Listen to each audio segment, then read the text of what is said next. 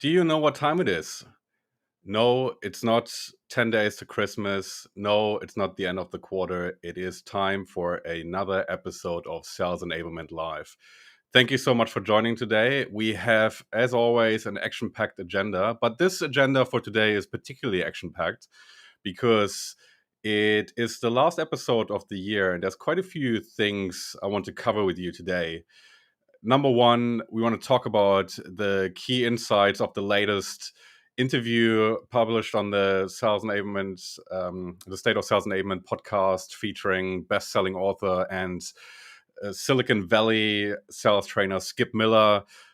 Was an awesome conversation. He's great at what he does. He's led a lot of famous tech brands to becoming one of the biggest names in Silicon Valley. So I'm really excited to talk about those insights with you. We'll take a look at the Sales Enablement Analytics report that's been just this week published by Sales Enablement Pro. I just wanted to take a look at that, share a few insights, and also share my thoughts on it. We'll talk about a few sales enablement news. And of course, because this is the last episode of the year, we'll also talk about 2022 predictions for sales enablement.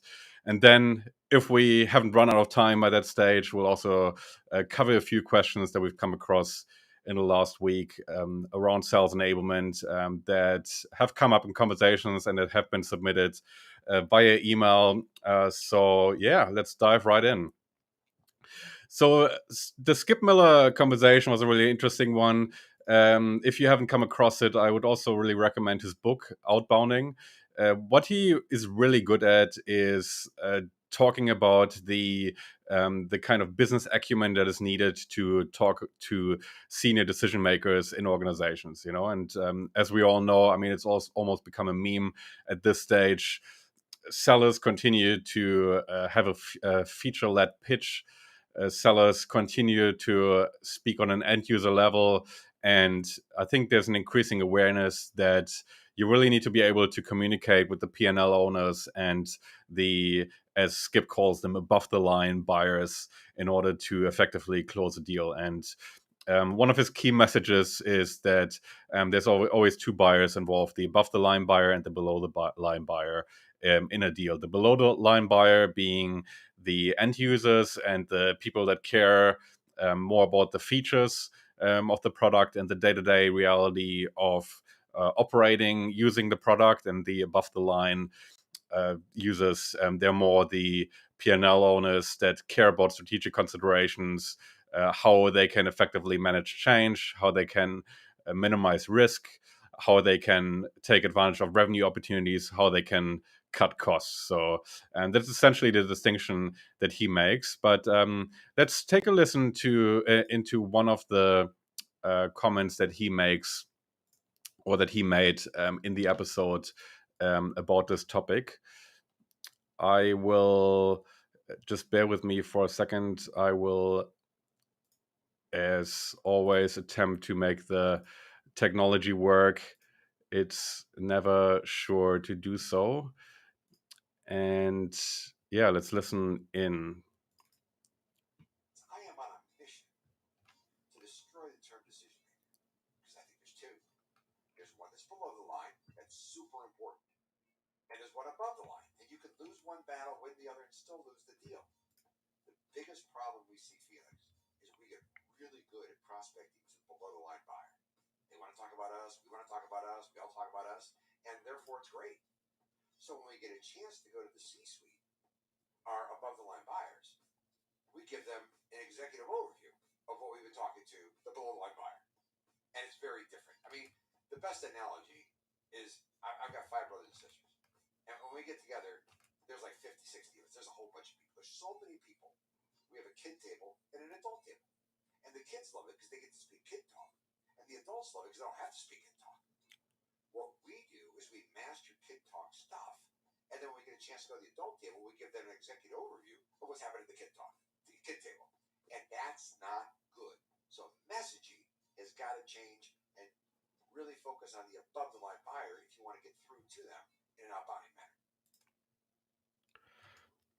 All right, that's Skip for you. So I think the messaging is pretty clear.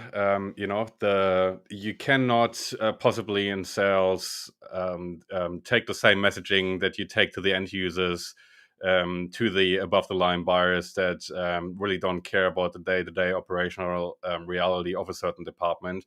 And in his book, Skip also shares a few examples of those kind of conversations. Let's take an A/B testing software as an example. The end user might care about what can be done with this A/B testing software, but the above the line buyer really cares about how that impacts their P&L and what sort of problems can be fixed with that. And from a sales perspective, the conversation might go something like this. With a below the line buyer, you would talk about, okay, you can with this A/B testing software, you can figure out where to place the button, what color of button to choose, in order to increase the chance of a purchase to happen, and so on. But all of this doesn't really matter to the above the line buyer. The above the line buyer needs different messaging, something along the lines of, in your recent annual report, we saw that e-commerce revenue has been below expectations. We offer A/B testing software, which helps you to identify issues within your e-commerce funnel to increase revenue and reduce wastage within your e-commerce advertising budget, something like that. So I think that sort of messaging, I think, can be done with a value messaging framework. I've talked about that a lot. I think this is one of the most crucial exercises you should go to in order to allow sales teams to have those kind of conversations at scale.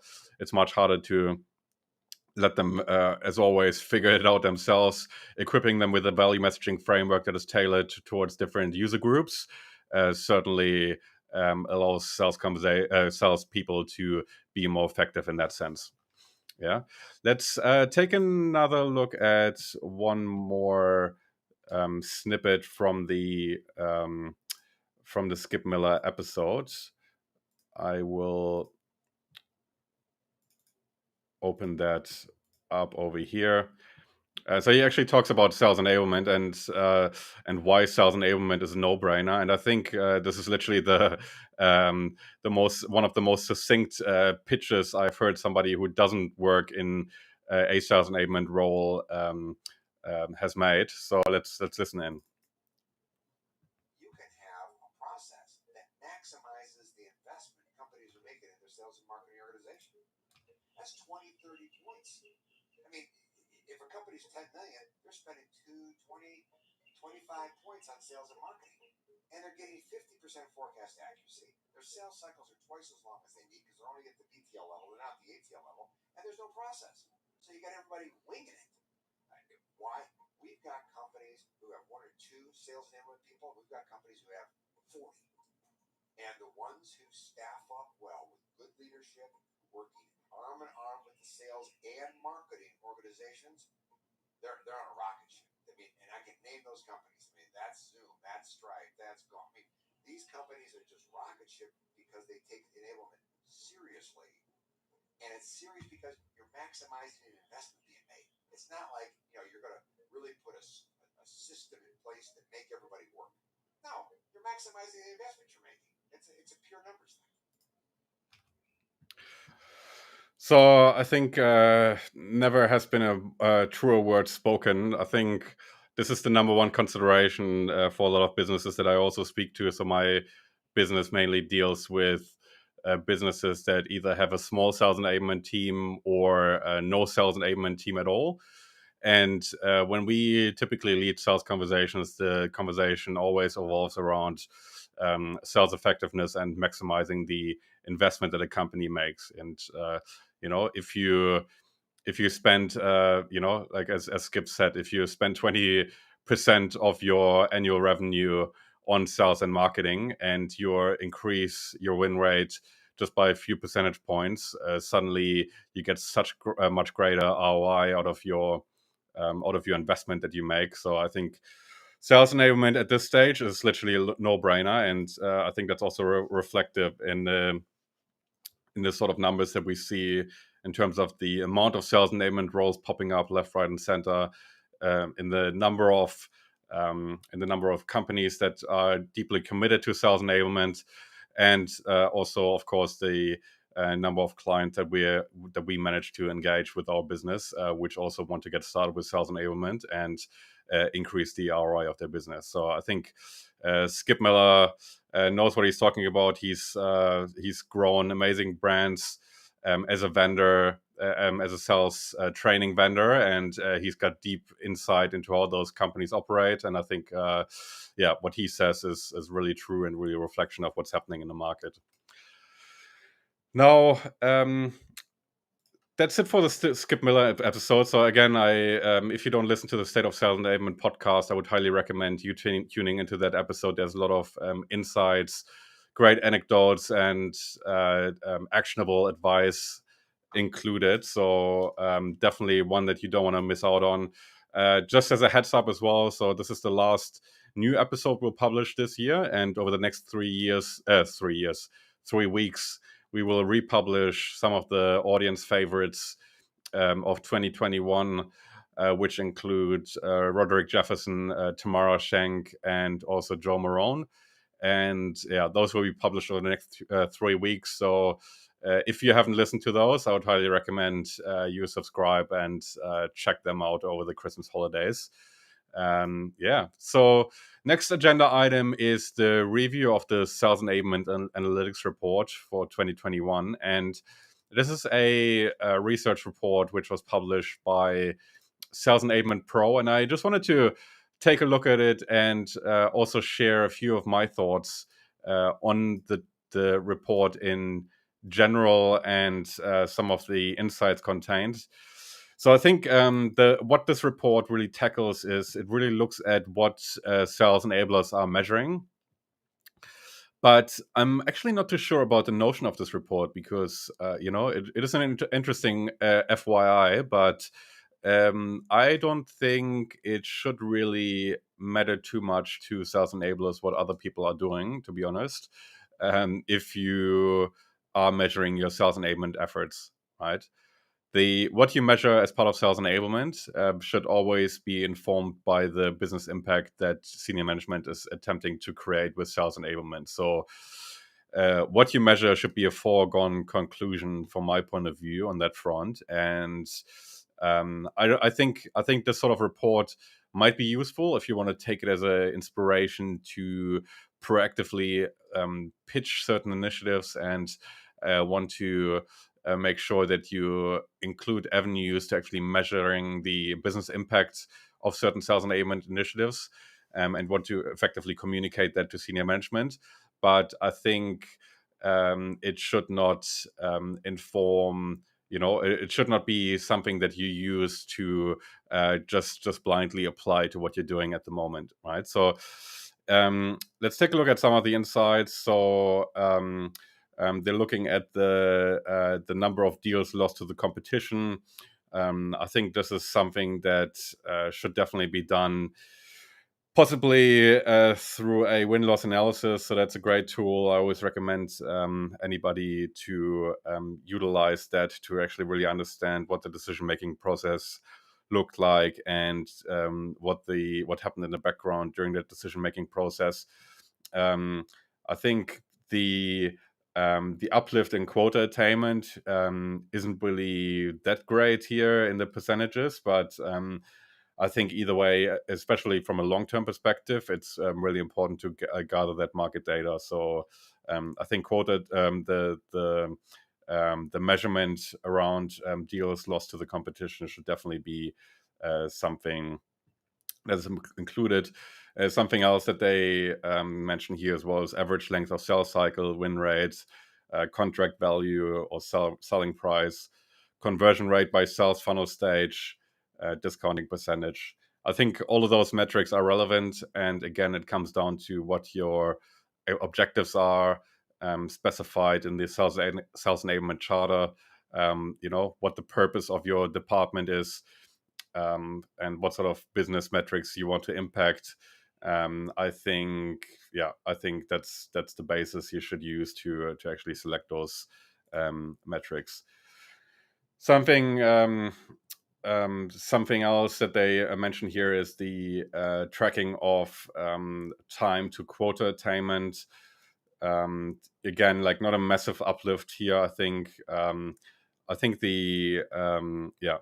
time to quota attainment. Okay, it's a interesting metric to measure, but the fact that you hit your quota, I think, is more relevant than the actual time. Correct me if you got any other thoughts. As always, drop your comment in the chat. They also look at the onboarding tools and the impact on quota attainment and win rate. Again, not a massive difference here. Quota attainment 64% versus 67% of people using the onboarding tools. For win rate, you have a uplift from 46% to 51%. Some of the other metrics that are being referred to here is the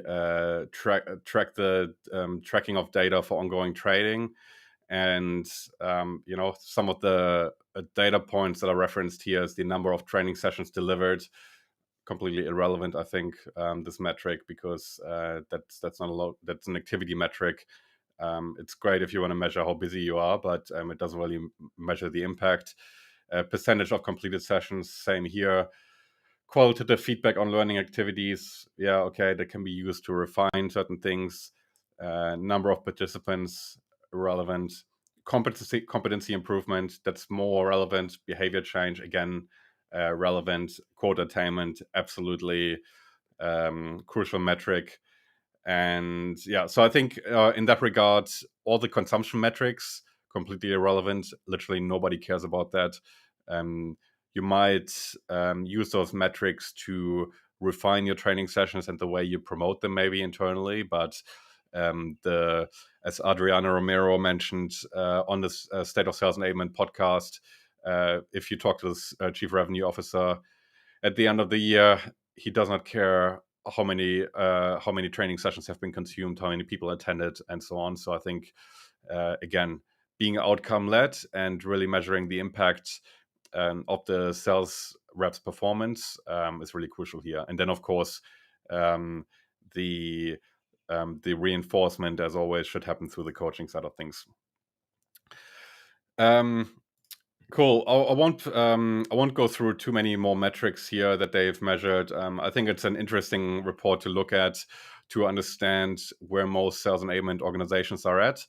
But I think generally speaking, again, the greatest starting point is to actually look at the business metrics that you want to impact through your sales enablement initiatives.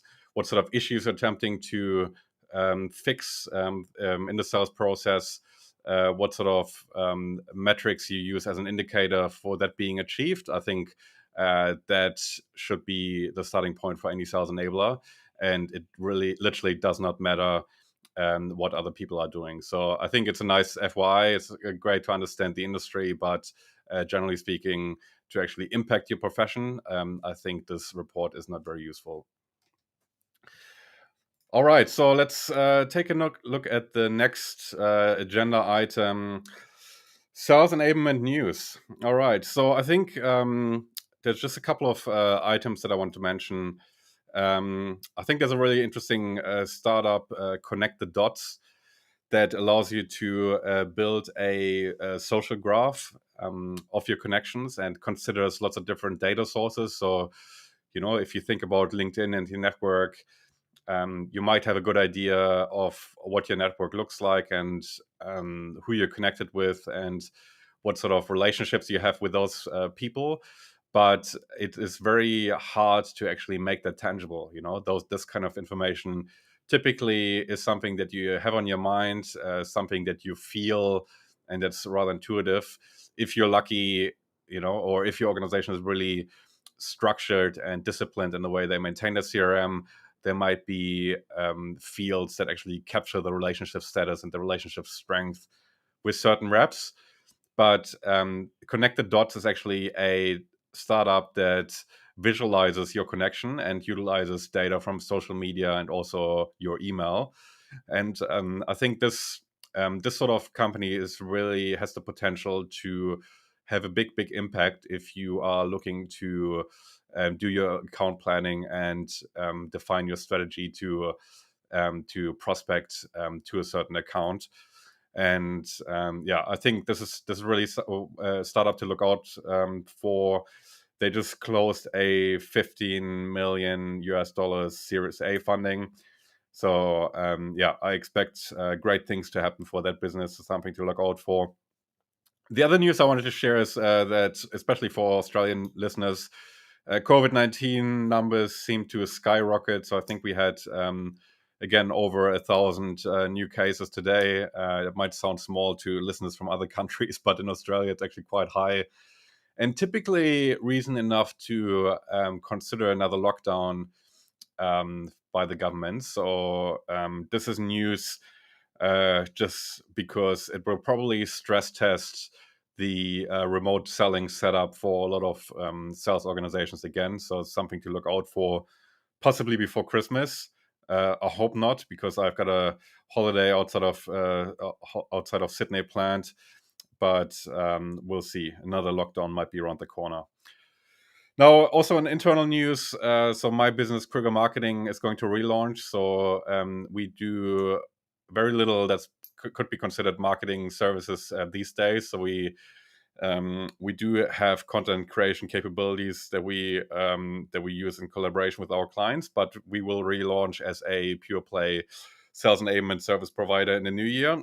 So there will be lots of announcements happening in January. We'll rename, we'll rebrand, and we will essentially be a sales enablement consultancy with an attached content and web development studio, which also feeds into sales enablement initiatives.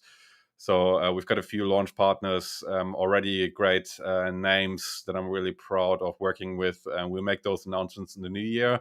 If you're keen to learn more and get a sneak peek, reach out to me, and I'll be happy to run you through our plans and what we can potentially offer to your business. Now, in terms of 2022 predictions, this is always a tricky one to make. I'm not a big friend of making absolute statements. So essentially, calling out things that will happen at a certain moment in time during 2022. But I would like to call out a few developments that I expect to see, and kind of following up on the sales enablement analytics report that we mentioned earlier. I think something that I see more and more, and that I also expect to see more of, is sales enablement moving away from activity-based metrics and really focusing on business metrics. And I think this is something that's related to sales in general, and sales becoming more and more savvy and actually talking to these above the line buyers, as Skip Miller calls them, that we called out earlier. And I think sales enablement will also gain that skill to essentially do the sell internally.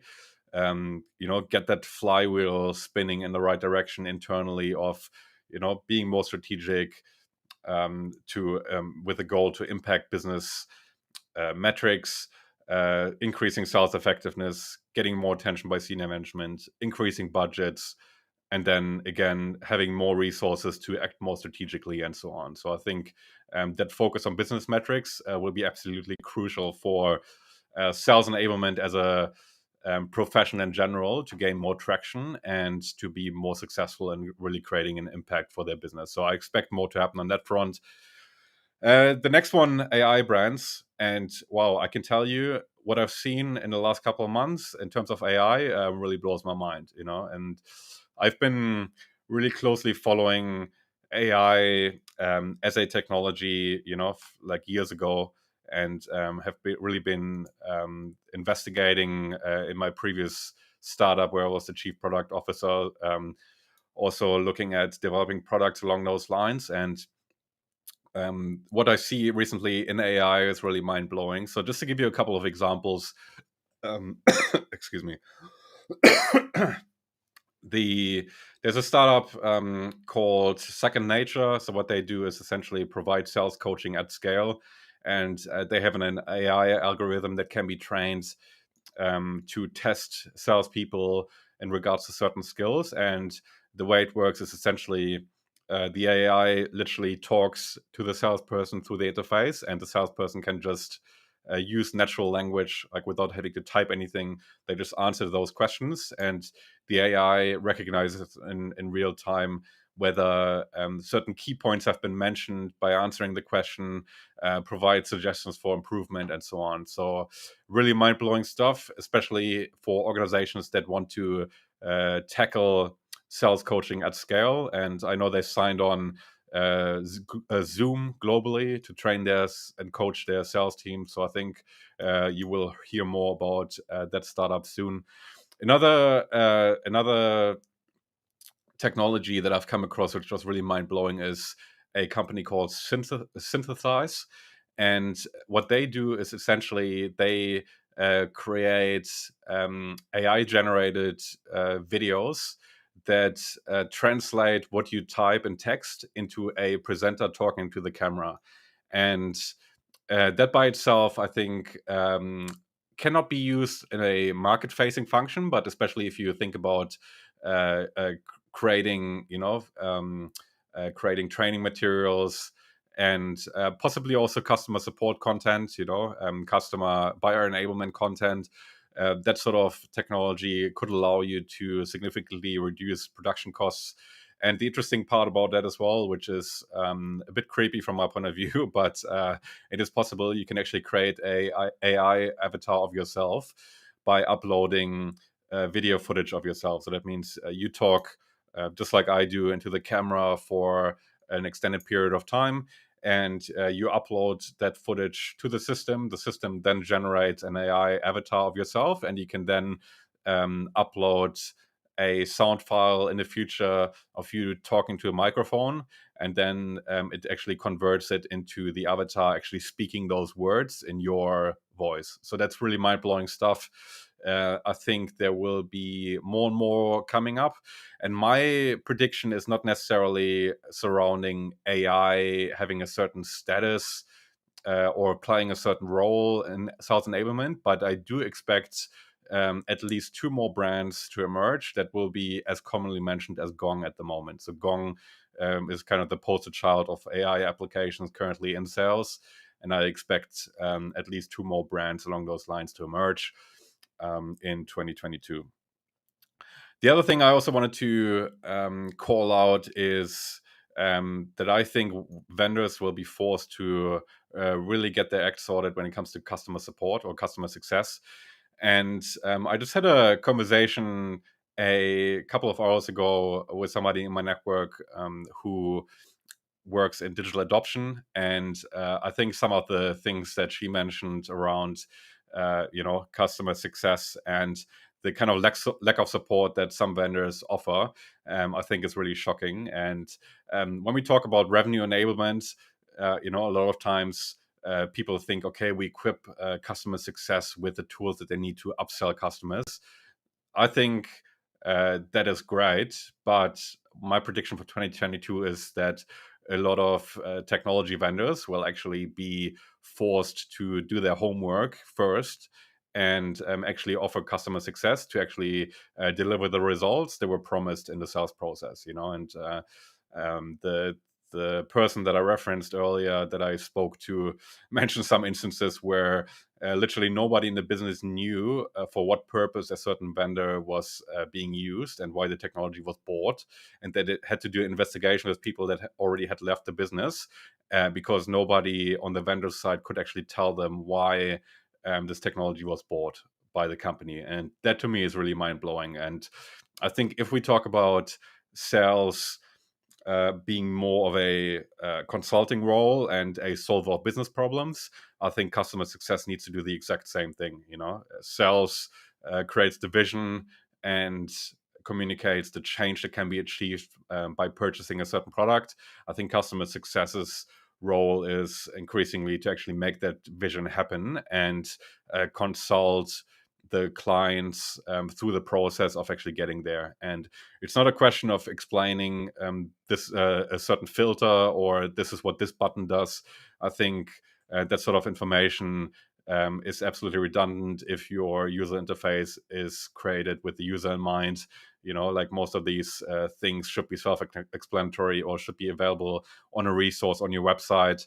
But I think the real art in customer success these days is actually managing that change and guiding through that change. And I think from a sales enablement point of view or revenue enablement point of view, if you think about equipping sellers with business acumen and the knowledge required to really emphasize with buyers, customer success needs to follow this sort of approach and really understand those things even more so than sales, because they will be tasked in actually implementing those initiatives. And I think this will probably change the profile of customer success managers. And I think we will see a change happening there in 2022 as well. The other prediction that I also make for 2022 is that on that basis, there will be new players emerging that we didn't expect to emerge in the sales tech space. There's a bit of a gold rush happening at the moment, and a hype around the arms race that is sales technology. I think that will cool down in the next year, and buyers will more and more focus on those sales tech vendors that truly add value. And um, when we talk about actually arriving at your goal, those companies that are really nailing the implementation of those initiatives to really impact on business results will definitely have an advantage in that sense. So yeah, lots of changes happening on the sales tech front from my point of view. Now, I know we're already over time, but I also want to answer a couple of questions that I've come across during the week in talking to the sales enablement community. And one of the questions was, as I'm relatively early and new to the profession, I would be keen to hear about the role of enablement in scale ups and startups where there may be less process or definition around the role. Yeah. I think one of the podcast episodes that I can really recommend on that front is the interview with Hendrik Isabert, who is the chief operating officer of Showpad, and he talks about the different flavors of sales enablement in that sense a lot in that interview. So I definitely recommend listening into that. And what he essentially said along those lines was that there's currently kind of two key ways to enable sales that he sees in market. And number one is the enablement in large organizations, in which scenario it is more about the alignment of resources and essentially aligning stakeholders in order to provide focused support to sales. So it's more of a stakeholder alignment exercise. And from a startup and scale up perspective, um, sales enablement is more about preparing for growth and establishing processes and the structures required to really effectively grow a sales organization. Yeah, if you uh, double your sales team within a year, or in some cases even triple or quadruple, you don't have the luxury of time, and by that point it's typically too late to figure things out. So in that scenario, especially if a new funding round has been closed, it is really important to really quickly put the structures in place from a sales enablement point of view. So I think those are kind of the key differences that Henrik mentioned in our interview, and that I also see in market. The other question was also, I'm also rolling out some initiatives internally to help the team become more consultative and strategic, partnership focused, as the literature seems to indicate that most buyers don't see their sellers as knowing about the industry. So how do we meaningfully start changing that? And again, that comes down to the topic that we mentioned a few times in this episode already. So I think there's a couple of things to that. There's industry knowledge and also business acumen. And I think industry knowledge, both, is something that you can teach. Um, business acumen is probably something that you do once and then just offer the on-demand resources to refresh on a regular basis. Just really understanding what the CEO, what the CMO, what the CIO, what the CFO care about, like what sort of business metrics they care about, and also how you do research and market in order to understand what certain businesses are dealing with and how that reflects on those different senior leaders. I think that's the business acumen side. And then when it comes down to the industry trends, this is something that should be done on a regular basis. And certainly from my point of view, that's something that we work a lot with our clients on, is a recurring project which essentially identifies on a regular basis based on key industry news sources, but also market intelligence gathered through buyer conversations and win-loss analysis, to actually identify the key issues that are on the agenda of buyers right now, based on the industry trends, which puts you in a position to be more empathetic towards your buyers, and to actually understand what they're dealing with, but also for those buyers who may not be aware of certain trends, suddenly that puts you in a leadership position, and sales can share those news, which can share those trends, which automatically puts them in a position of being a teacher and a consultant to those buyers. So that's, I think, um, the industry trend understanding is something that's massively underutilized and often such just a Google search away, and something that can be a quite powerful tool for a lot of sales organizations. All right, so we're already 6 minutes over, and I just want to thank everybody for the support in 2021.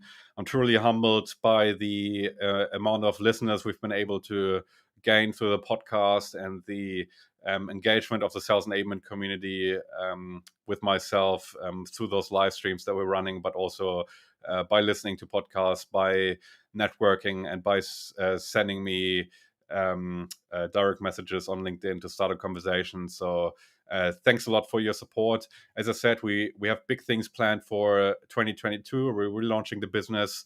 We're also expanding our network of consultants that we work with on projects. So if you are a consultant in the sales space, it might be worth us chatting if you want to become part of our network. And yeah, as always, I would encourage you to subscribe to the State of Sales Enablement podcast. Thank you so much. I hope you have a great end to 2021 and an even better start to 2022. Bye bye.